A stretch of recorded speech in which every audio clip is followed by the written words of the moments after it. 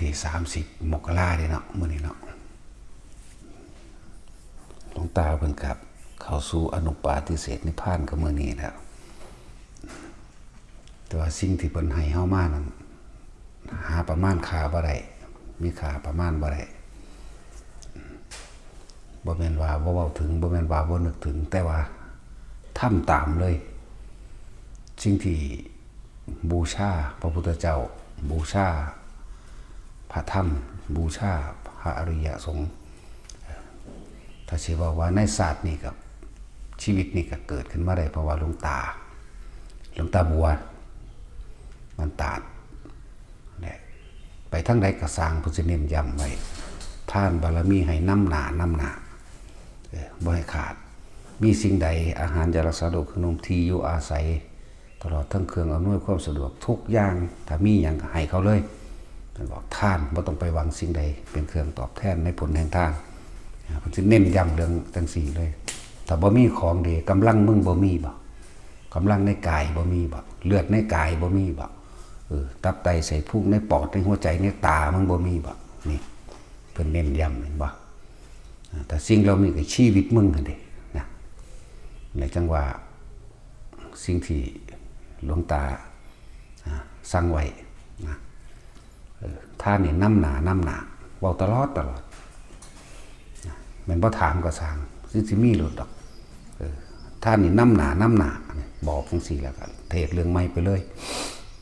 อย่างซั่นหลายจังว่าสิ่งที่พวกเฮาได้รับก็ว่าโลกได้รับก็ว่าคือมีหยังเฮาก็ให้ทุกอย่างนั่นแหละก็เครื่องอำนวยความสะดวกต่างๆการได้ช่วยเหลือเพราะว่าทุนการศึกษาหรือของอยู่ของกินก็มีมาตลอดนั่นแหละนะโอ้มันบ่แม่นธรรมดาเด้อันที่มันลึกซึ้งยิ่งกว่านั้นก็มีนะถ้าปัจจัย4บ่มีเครื่องอำนวยความสะดวกบ่มีกำลังมึงบ่มีบ่กำลังกายมึงบ่มีบ่ตับมึงบ่มีบ่ปอดมึงบ่มีบ่ว่านะตามึงบ่มีบ่ซั่นเลือดมึงบ่มีบ่ชีวิตมึงบ่เหลือบ่นะนั่นแหละคือสิ่งที่หลวงตาเพิ่นตระหนักบอกเน้นย้ำไว้นะนั่นแหละที่พวกเฮามีมื้อนี้ก็เพราะว่าหลวงตานั่นแหละหลวงตาบัวที่พวกเฮามีสถานที่นี้มั่งแล้วก็มีหลายๆหม่องที่พวกเฮาบ่เห็นซื่อแต่เฮาเห็นนะเฉพาะสถานที่นี้เฮามีเพราะว่าหลวงตาพระพุทธเจ้าเฮาตั้งไว้ที่1อยู่แล้วสูงสุดอยู่แล้วนั่นแหละที่เฮามีสถานธรรมแห่งนี้ก็เพราะว่าหลวงตาบัวเรียกว่าเฮาเกิดจากปากของหลวงตาถ้าบ่มีหลวงตาก็จักเฮาสิไปทางใดแล้วจักสิเป็นหยังแล้วเขาขาตายทางใดก็บ่รู้นะนั่นแหละจังว่าสิ่งที่หลวงตาต้องการบ่แม่นดอกไม้เครื่องบูชาบ่แม่นไปปั้นรูปเพิ่นบ่แม่นถ่ายรูปหลายๆบ่แม่นหาแนวไปบูชาเอาอกเอาใจเพิ่นบ่แม่นคำยกย่องคำสรรเสริญชมเชยอีหยังกับเพิ่นปฏิบัติบูชานี่คือสิ่งที่เพิ่นต้องการคำว่าปฏิบัติบูชาหยังท่านก็เอิ้นว่าปฏิบัติบูชาปัจจัย4เครื่องอำนวยความสะดวกต่างๆสารพัดนั่นแหละถ้าสาระสิ่งเหล่านี้ออกได้เอิ้นว่าบูชาถ้าบ่มีสิ่งเหล่านี้กำลังกายมีบ่เฮ็ดนั่นเฮ็ดนี่ใส่กำลังกายของเจ้าของเองในการสร้างวัดสร้างสาธารณกุศลสร้างกำลังกายบ่มีบ่ก็เอากำลังกายของเจ้าของเนี่ยเป็นเครื่องบูชาอีกต่อมาก็แม้กระทั่งว่าชีวิตก็บูชาได้เวลาเฮาเดินจงกรมไปนี่เนาะหูยินจำเสียงได้เกิดแตบมานี่นั่งปั๊บลงมาฮอดลิ้วลูมาเนี่ยปวะใส่หัวโลดเฮาก็บ่เข้าใจคือเฮานั่งลงพนมมือไหว้นะหรือเฮากราบซะก่อนแล้วเฮาจังพนมมือไหว้เพิ่นกายไปซะก่อนบางแท้บ่แม่นเลยมาฮอดฝ่ามือใส่ปวะเที่ยวครั้งที่1ครั้งที่2ก็ไม่ขอหล่อเห็นบ่ในรูปถ่ายคาศอกนี่แหละก็เฮ็ดแบบเก่าแหละนั่งลงไหว้ซะก่อนไห ไหวแล้วก็พนมมือไหวมันก็ปุ๊วใส่อีกไม่หักก็บ่เข้าใจนั่นแหละจังว่าเฮาบ่แม่นคนฉลาดเฮาเป็นคนโง่เนาะเพิ่นก็ว่าเพิ่นบ่ได้ต้องการสิ่งนี้เดินจงกรมอยู่หั่นแหละนั่นแหละคือสิ่งที่เพิ่นต้องการแต่เป็นการปฏิบัติโดยธรรมก็ดีการขึ้นจังสิบ่ใส่เกิบแต่เฮาถ้าต่อไปนี่ก็ระลึกว่าเพิ่นแนวใดน้อนะระลึกเบิ่งลองบ่เฮ็ดคือบ่เห็นเบิ่งกันนะเดินจงกรมอยู่ซั่นแหละบ่เฮ็ดหยังเว้ยย่างผ่านไปซื่อๆครั้ง2ครั้ง3บ่เฮ็ดหยังก็เลยเข้าใจแล้วว่าสิ่งที่เพิ่นต้องการบูชาเพิ่นนั่นน่ะเคารพนอบน้อมหรือเคารพนับถือเพิ่นนั่นน่ะคือการปฏิบัติเป็นเครื่องบูชาเพิ่นนั่นแหละมาเห็นถ้านั่งสมาธิอยู่นี่ก็เสยไปเลยไปแต่เฮานั่งสมาธิอยู่นี่ถ้าเฮาไปนั่งก้มกราบลงไปหรือพนมมือไว้ให้เพิ่นกายไปซะก่อนถึกอีกปัวเลยคอนบักใหญ่เลยบาดนี้นั่นแหละหลายครั้งนี่คือสิ่งที่เพิ่นสอนบ่ได้เว้ามากเด้บ่ได้แนะนำกี้เอาทุกกีเด้จากว่าล่ะบ่ได้คืออยู่นี่เด้อยู่นี่กี้เอาทุกกีคุ้มกุ้มให้มันเป็นทั้งหายทั้งดานั่นแหละมันคนละอย่างกันได้กับอยู่กับเพิ่นเอาธรรมะบูชาก็คือหยังเอาสิ่งที่เฮารู้เฮาเห็นมาถ่ายทอดให้ทุกคนนี่เอิ้นว่าธรรมะบูชาเฮาปฏิบัติมาโดยยากโดยลำบากแต่ว่าเฮาเอายอดหาวิธีเอาเคล็ดลับซึ่งเป็นผลมันออกมาแล้วก็ใส่วิธีที่รัดสั่นง่ายให้กับทุกคนเด้เอาวิธีที่ง่ายให้กับทุกคนนั่นแหละคนเฮากว่าสิเกิดสมาธิกว่าสิเกิดจิตตั้งมั่นได้ทรงฌานได้เป็นแบบใดอันนี้เฮาลัดเอาผลของมันมาให้เลยเด้นี่คือเอาอาการปิตินี่เป็นผลของจิตตั้งมั่นเป็นผลของการทรงฌานเลยมาให้เฮ็ดแบบนี้นะนั่นแหละเอาแบบนี้มาให้เลยลัดเอาเลยไหมง่ายๆนึงป่านนี้เพราะสันสิว่าเฮาเนี่ยเฮ็ดมาตั้งนานจับเคล็ดลับนั้นนี่บ่ได้ก็ไปได้วิธีของหลวงปู่มั่นเพิ่นสอนอานาปานสติ10ปุ่นเพิ่นสอนแบบนั้นบัดนี้เฮาฝึกไปฝึกมาเอาในเมื่ออาการปีตินี่เป็นเครื่องยืนยันแบบเป็นผู้ทรงฌานเจริญฌานอันใดก็สร้างที่มันเฮ็ดปีติเกิดขึ้นได้เฮาก็บ่เอาอันนั้นนะทิ่มรูปแบบโดยหลักการนั่นแหละจังบอกว่าทุกคนเหลือบตาเบิ่งปลายจมูกเจ้าของหายใจเข้าหายใจออกนิ่มๆนุ่งๆตรงกลางหน้าผากเด้อนี่รัดเอาให้ได้นี่นั่นแหละต่อมาก็เฮ็ดไปอีกหลายอย่างแม้กระทั่งบัดสามารถรู้เห็นนั่นนี่ได้หลายอันหลายอย่างแต่ว่าบ่มีความรู้สึกโตเนี่ยหลวงปู่มันเพิ่นก็มาในฝันนั่นแหละแสฟาดตะกกหูนี่กกหูข้างขวาสุดแอวข้างซ้ายต้องเป็นแสยาวแต่ว่าฝันก็เก็บอีหลีลุกขึ้นมาเอากระจกมาส่องเบิ่งก็เป็นคู่บักใหญ่ลาดฟาดอยู่เป็นห้อยบักใหญ่ซ้ำนิ้วมือมันแดงจึงคือลาดฟาดเป็นอาทิตย์จังเศร้าจังหาวิธีแก้ตนเองได้แก้ตนเองให้แก้บาดนี้ลูกตาพุ่นเด้แก้บ่แม่นเฮาอีกเร่งหากเด้มานอนเป็นหมูเป็นหมาบ่รู้สึกโตเป็นคืนเคียงเขาซับให้เขาย่ำเล่นตายแล้วอยู่นี่บ่มานอนเป็นหมูเป็นหมาบ่รู้สึกโตจับเอาคำว่าบ่รู้สึกโตกลับมาใหม่บัดนี้นั่นแหละโอ้แบบนี้นี่เองหายเพราะแต่เฮ็ดเป็นแล้วหายอันคล้องแสนั่นจังว่าบุญคุณถ้าก้าวถึงดวงตาก็ต้องก้าวถึงหลวงปู่มั่นนำซึ่งว่าถ้าบ่มีดวงตาเฮาก็อาจจะบ่มีหม่องนี้บ่มีแน่นอนจักสิไปไสแล้ว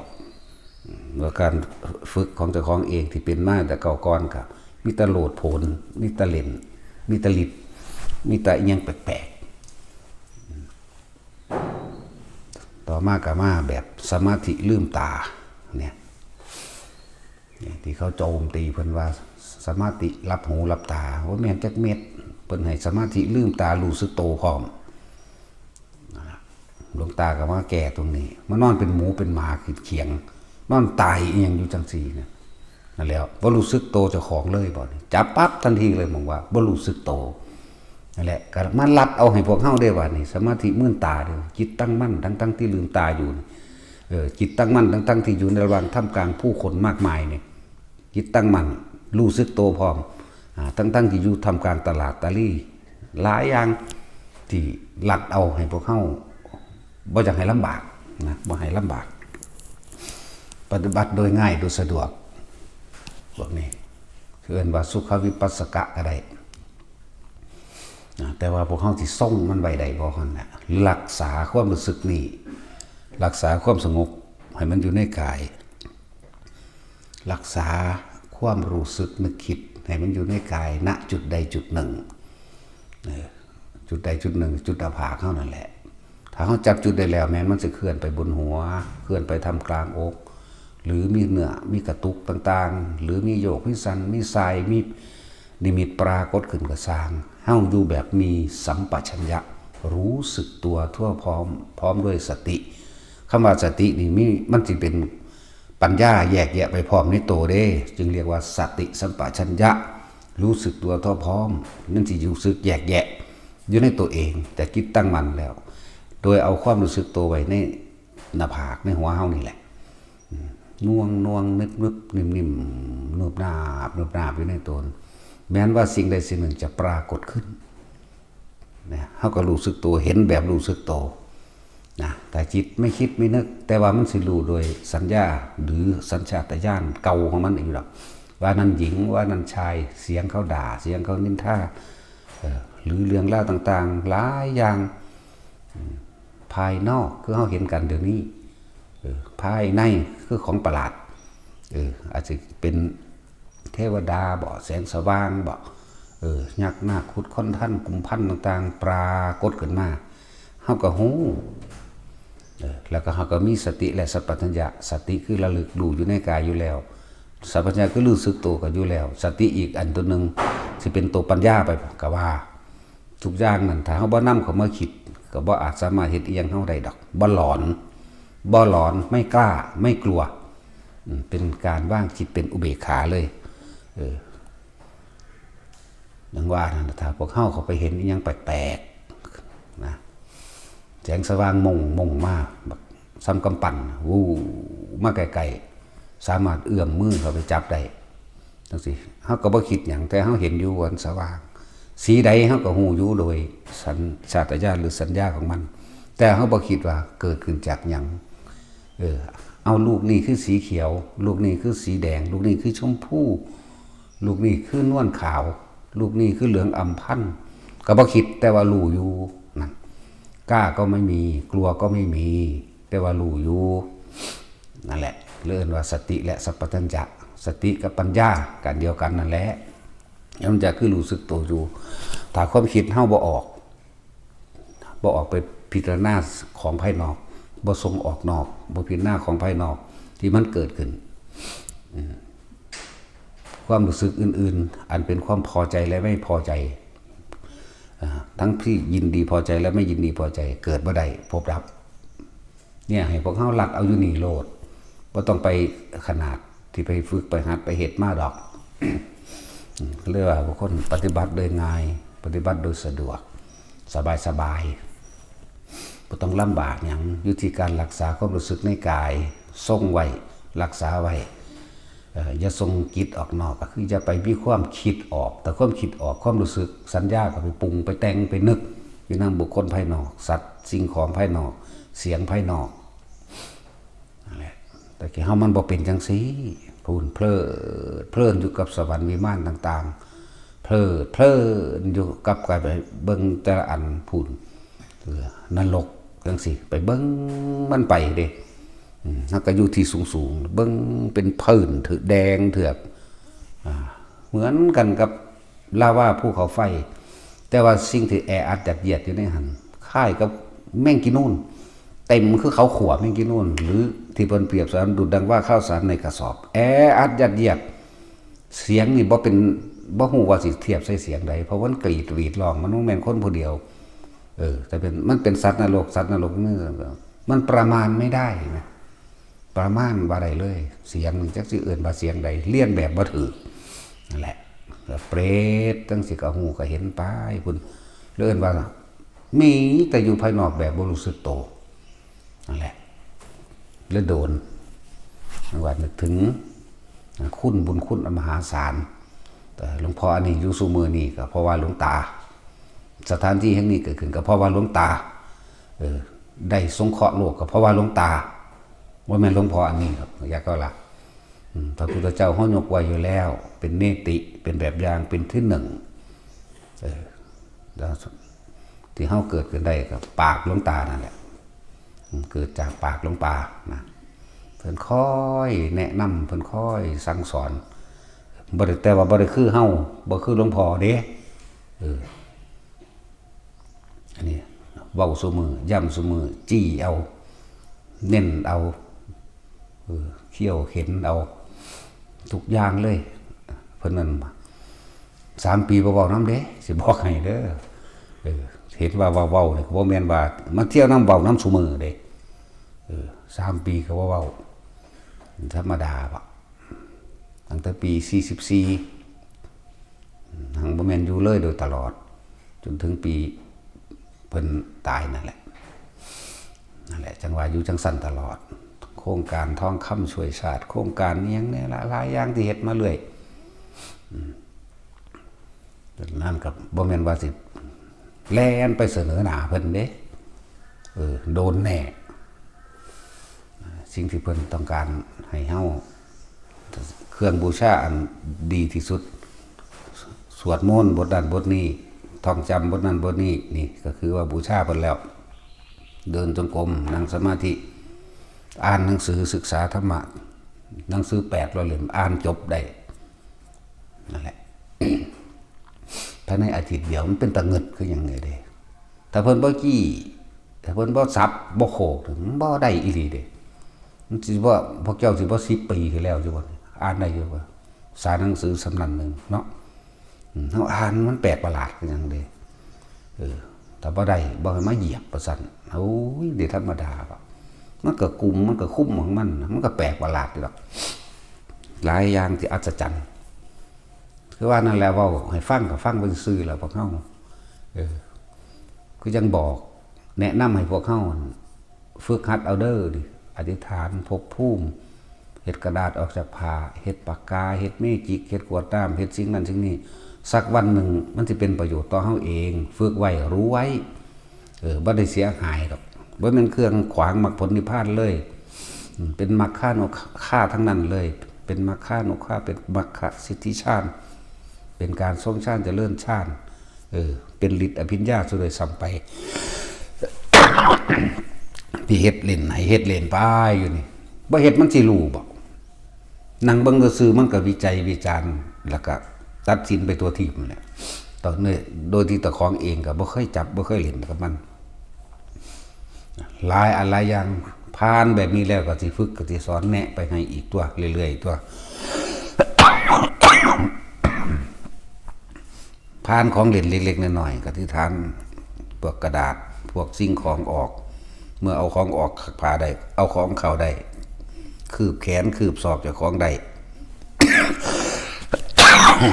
แม้กระทั่งเอาตัวเองออกจากผ้าได้ออกจากห้องได้ก็สิแนะไปอีก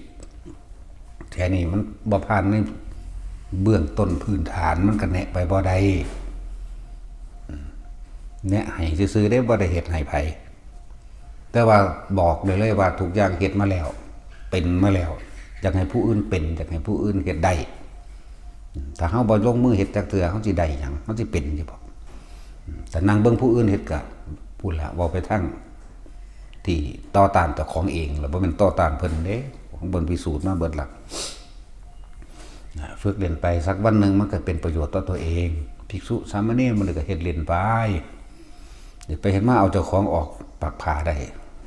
มันเผลอๆทะลุตัวเองออกจากในห้องกำแพงได้ทั้งนั้นนั่นแหละมีประโยชน์บ่มีโทษก็แล้วกัน เป็นการส่งชาติเจริญชาติด้วยนะครับเป็นการรักษากำลังของสมาบัติสิ่งทั้งหลายแล้วนั่นนะครับมารักษาเขาเองดอกเป็นของสนุกสนานพร้อมเลยเพราะมันของซีเรียสนั่นแหละให้ไปเถอะ มันมีของที่เล่นยิ่งกว่านี้ซะอีกฝึกบริกรรมไปที่อยากหูได้ยินไก่อยากตาได้เห็นไก่ตาสามารถมองทะลุสิ่งขวางได้มานี่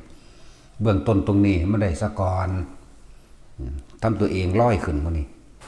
แค่นี้ก็บ่ผ่านแล้วมันจะไปผ่านตัวอื่นในพื้นฐานบ่มีแล้วอะไรเฮ็ดเล่นไปเฮ็ดเล่นมากเบื่อนะครับคือเฮาได้ของเล่นเฮาเล่นไปเฮาก็เบื่อนะอย่างสั่นเบื่อแล้วก็ซื่อๆอยู่ดีตัวยังคิดเอาออกมาให้เขาพากันเล่นของคอรอแคแหลนี่คิดเบิ่งนั้นมันยังของคอรอแคแหลนี่เด้นึกว่าของเล่นเด็กน้อยให้เฮ็ดป้าเรียนไปสักวันหนึ่งเขาสิได้ใส่มันแม้นบ่ได้ใส่